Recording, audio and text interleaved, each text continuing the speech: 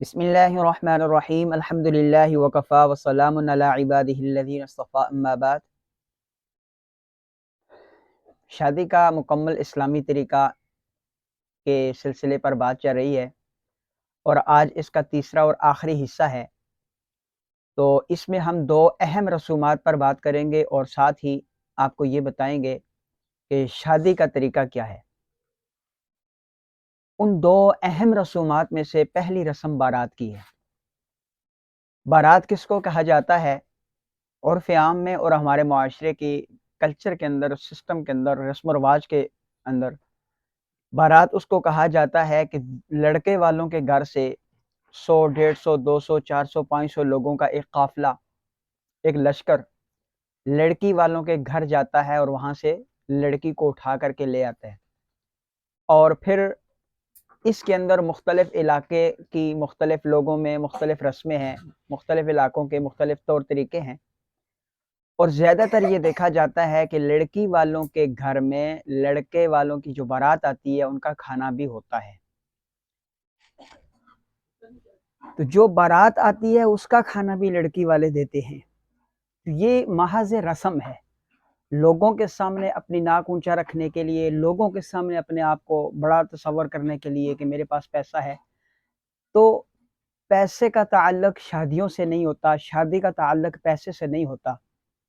اور یہ بارات جو ہے یہ تو رسول اللہ صلی اللہ علیہ وسلم کے زمانے کی اگر آپ دیکھیں تو آپ کو جو بارات ملے گی وہ کیا ملے گی کہ سیدہ خاتون سیدہ فاطمہ الزہرا رضی اللہ تعالی عنہ کی جو بارات ہے وہ ان کی سوتیلی ماں ام سلمہ رضی اللہ تعالی عنہ نے خود جا کر کے دلہا کے گھر چھوڑا تھا۔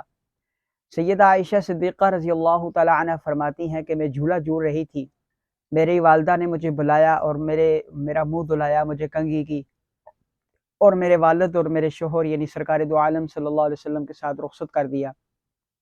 اور ایک جگہ پہ عائشہ صدیقہ رضی اللہ تعالی عنہ فرماتی ہیں کہ میرے والد مکہ کے بڑے تاجروں میں شامل ہوتے ہیں لیکن انہوں نے مجھے لگے کپڑوں میں رخصت کر دیا، یعنی کچھ نہیں دیا۔ تو یہ بارات ہے، ہمارا اسلامی جو تصور ہے بارات ہے کا۔ اور پھر آپ دیکھیں کہ سعید ابن مسیب رحمہ اللہ تعالی ایک بڑے تابعی ہیں جنہوں نے کم و بیش 25 سے 27 صحابہ کرام سے علم حاصل کیا ہے، حدیث لی ہے۔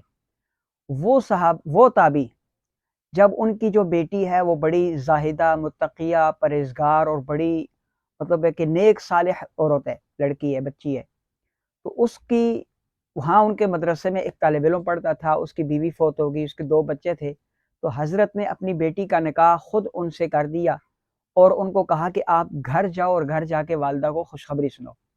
جب یہ گھر پہنچے تو مغرب کے ٹائم دروازے پہ دستک ہوئی، تو انہوں نے اس طالب علم نے دروازہ کھولا، دیکھا کہ دروازے پہ استاد جی کھڑے ہیں حضرت سعید ابن مسیب رحمہ اللہ تعالی۔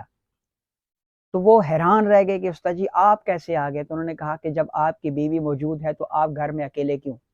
تو اپنی بیٹی کو اس کے اندر رخصت کر دیا، گھر کے اندر بھیج دیا اور خود واپس چلے گئے۔ یہ ہماری اسلامی بارات ہے۔ ہم تو پورا ایک قافلہ اور پورا ایک جم غفیر اور پورا ایک جتھا لے کر لڑکی والوں کے گھر حملہ آور ہوتے ہیں۔ یہ ہمارا اسلامی تصور نہیں ہے، کم سے کم یہ یہودیوں کا ہو سکتا ہے، عیسائیوں کا ہو سکتا ہے اور ہندوؤں کا تو ہے ہی ہے، لیکن کم از کم مسلمانوں کا یہ طریقہ نہیں ہے۔ اگر مسلمان ہے تو عشق رسول صلی اللہ علیہ وسلم کا سچا دعویٰ کرنے والوں کا یہ طریقہ نہیں ہے۔ اس کے بعد جو دوسری بڑی رسم آتی ہے وہ پیسوں کا لین دین، نیوتا، نیندرا، نیوندرا، پاجی، سلامی، مختلف نام ہے اس کے۔ تو یہ رسم آتی ہے۔ مثال کے طور پر آپ میں سے کسی نے مجھے انوائٹ کیا کہ جی آپ ہماری شادی پہ آئیں گے، تو جب میں آپ کی یا آپ کی بچے کی شادی پہ جاؤں گا تو جا کر کے میں آپ کا ولیمہ کھاؤں گا، ولیمہ کھانے کے بعد میں جیب سے لفافہ نکالوں گا یا 2-3 ہزار روپے نکالوں گا، آپ کو دوں گا، آپ کاپی پر لکھ لیں گے۔ جب آپ لکھ لیں گے پھر میرے کسی بچے یا بچی کی شادی ہوگی تو میں آپ کو بلاؤں گا، تو آپ جب آئیں گے میری شادی پہ تو آپ ڈائری دیکھیں گے، کاپی دیکھیں گے کہ جی اس نے اتنے پیسے دیے تھے اب اس کو واپس کرنے، تو یا آپ برابر برابر دیں گے یا کچھ کم یا زیادہ کر کے دیں گے۔ تو اس عمل کو نیوندا، نیوترا، مختلف نام دیے جاتے ہیں۔ یہ ہمارے معاشرے کی ایک بہت عجیب سی رسم ہے۔ جس نے دیا اس کو دیا جاتا ہے، جو نہیں دیتا اس کو نہیں دیا جاتا، اور دینے والے کو بھی نظر میں رکھا جاتا ہے، نہ دینے والے کو بھی نظر میں رکھا جاتا ہے۔ حالانکہ سرکار دو عالم صلی اللہ علیہ وسلم کے زمانے میں شادیوں میں تحفے تحائف کو دیا کرتے تھے، لیا بھی کرتے تھے، لیکن یہ جو موجودہ ہمارے دور کے یہ سسٹم ہے کہ باقاعدہ طور پر رجسٹر رکھا جاتا ہے، اس پہ لکھا جاتا ہے کہ فلاں نے اتنے پیسے دیے، فلاں نے اتنے دیے، یہ اس زمانے میں اس کا کوئی تصور نہیں تھا۔ یہ آج کے ہمارے دور کی ایک عجیب سی، غلیظ سی، گندی سی رسم ہے، اور قرآن مجید کی سورہ آیت ہے، سورہ روم کی آیت نمبر 39 ہے۔ اللہ تعالیٰ فرماتے ہیں وَمَا آتَيْتُم مِّن رِّبًا لِّيَرْبُوَ فِي أَمْوَالِ النَّاسِ فَلَا تَرْبُوا عِندَ اللَّهِ، اور سورہ مدثر کی آیت نمبر 6 ہے وَلَا تَمْنُن تَسْتَكْثِرْ۔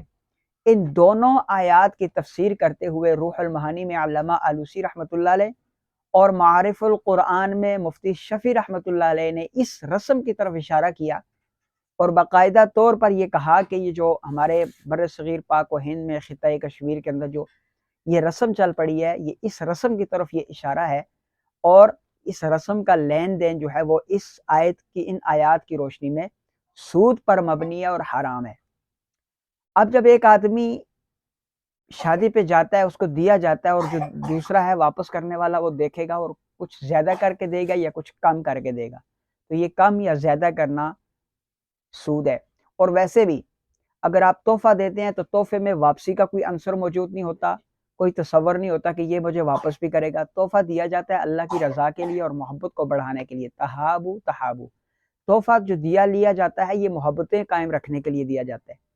تو ہمارے ہاں یہ جو رسم ہے، اس پہ جو پیسے دیے جاتے ہیں، انہیں باقاعدہ طور پر نوٹ رکھا جاتا ہے کہ فلاں نے اتنے دیے تھے اور فلاں نے اتنے لیے تھے، تو یہ سارا نوٹ رکھا جاتا ہے۔ اب اس پہ واپسی کا عنصر بھی ہوتا ہے، تصور بھی ہوتا ہے، سوچ بھی ہوتی ہے، ذہن بھی ہوتا ہے، اور کاپی پہ لکھا ہوا بھی ہوتا ہے۔ تو جب یہ واپسی ہوگی تو اس پہ کم یا زیادہ جو ہوگا یہ سود ہوگا۔ قرآن مجید میں اللہ تعالیٰ فرماتے ہیں یا ایھا الذین آمنوا اذا تداینتم بدین الی اجل مسمى فاکتبوہ، اے ایمان والو جب تم آپس میں کوئی لین دین کا معاملہ کرو تو اسے لکھ لیا کرو۔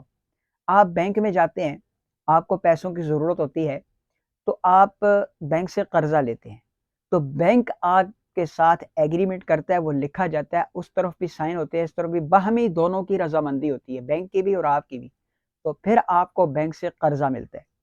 اب جب آپ واپس کرتے ہیں تو 2 لاکھ کے ساتھ 1,50,000 اضافی آپ دیتے ہیں، تو وہ تو سود ہے، لیکن وہ آپ کی باہمی رضامندی کے ساتھ ہے، آپ کی باہمی رضامندی کے ساتھ ہے، لیکن ہے حرام، سود ہے۔ یہاں پر بھی بالکل ایسا ہی ہوتا ہے کہ 85% آپ کی باہمی رضامندی ہوتی ہے۔ جن کی شادی ہو رہی ہے وہ بلاتے ہی اسی لیے ہے لوگوں کو کہ وہ آئے گا اور ہمیں کچھ دے کر جائے گا، اور ہم جو خرچہ کر رہے ہیں اس میں سے کچھ نہ کچھ حاصل وصول ہو جائے گا۔ اور جو دینے والا ہوتا ہے وہ بھی باہمی رضامندی کے ساتھ دیتا ہے کہ بھائی دیکھیں اس نے مجھے بلایا ہے، حق بنتا ہے تھوڑا بہت تو دے دیں۔ تو یہ دونوں کی باہمی رضامندی ہے، لیکن ہے حرام۔ کیوں؟ کیونکہ آپ نے جب لکھ لیا تو قرآن مجید کی آیت ہے کہ اسے لکھ لیا کرو، جب آپ نے لکھ لیا تو وہ قرضہ بن گیا۔ اگر نہ لکھتے، وہ ایک آپ نے تحفہ دے دیا سو دے دیا، ختم بات، جب آپ کی باری آتی وہ دے دیتا سو دے دیتا، بات ختم، یہاں تک تو ٹھیک تھا، لیکن جب لکھ لیا تو یہ قرضہ بن گیا۔ اب قرضے سے کم کر کے دینا یا اضافی کر کے دینا یہ سود ہے۔ اور یہ باہمی رضامندی جو ہے، یہ آپ دیکھیں کہ 2 آدمیوں کے درمیان جو باہمی رضامندی ہو لیکن وہ طریقہ کار غلط اور حرام ہو، یہ وہ ہے۔ مثال کے طور پر آپ نے قرآن مجید میں پڑھا وَلَا يَغْتَبْ بَعْضُكُمْ بَعْضًا، کہ ایک دوسرے کی غیبت نہ کیا کرو، آپس میں ایک دوسرے کی غیبت نہ کیا کرو۔ تو وہاں بھی معاملہ تو آپس میں ہوتا ہے لیکن باہمی رضامندی سے نہیں ہوتا، پیٹھ کے پیچھے ہوتا ہے۔ جس کی غیبت کی جا رہی ہوتی ہے اسے نہیں پتا ہوتا کہ میری غیبت کی جا رہی ہے، وہ بھی حرام ہے۔ لیکن یہاں باہمی رضامندی کے ساتھ آپ حرام کام کر رہے ہوتے ہیں، لہٰذا یہ ان 2 آیات کی روشنی میں حرام ہے اور سود ہے۔ اس لیے یہ جتنی رسومات کی طرف اشارہ کیا گیا ہے، جتنی رسومات کو ہم نے گنا ہے، ان سارے کی سارے رسومات کو آپ نوٹ کریں اور ان ساری رسومات کو آپ لوگ ختم کرنے کی کوشش کریں۔ ہاں، ایک صورت میں آپ ختم کریں اگر آپ مسلمان ہیں تو۔ اگر آپ کہتے ہیں کہ ہم اپنی مرضی کے اسلام کو اپنے اوپر نافذ کریں گے اور باقی ہمارا معاشرتی سسٹم ہندوؤں کے طریقے پہ چلتا رہے تو سو چلتا رہے، پھر آپ چلائے رکھیں۔ اب آتے ہیں اس بات کی طرف کہ ہماری شادیاں کس طرح ہوں۔ ہم نے آپ کی تمام رسومات کو ریجیکٹ کیا، ختم کیا، آپ کو بتایا کہ یہ حرام ہے، یہ ناجائز ہے، یہ سود ہے، یہ فلاں ہے، یہ فلاں ہے۔ تو اب آپ کا سوال بنتا ہے کہ پھر ہم شادی کیسے کریں؟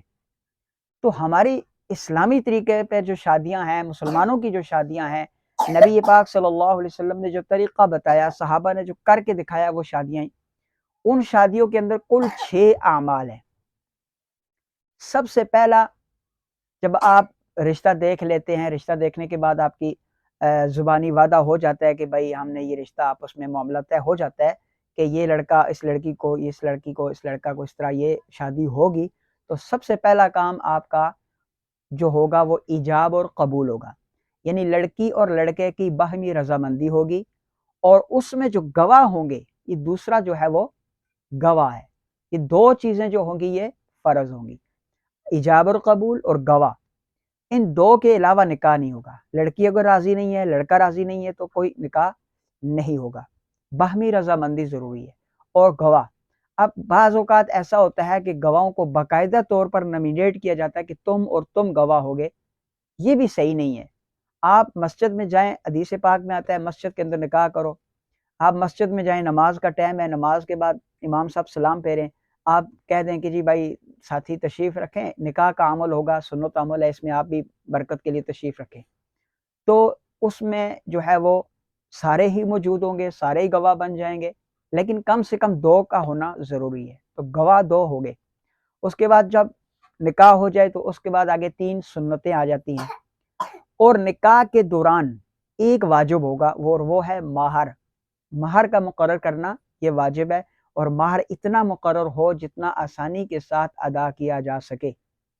مہر کے اندر ایسی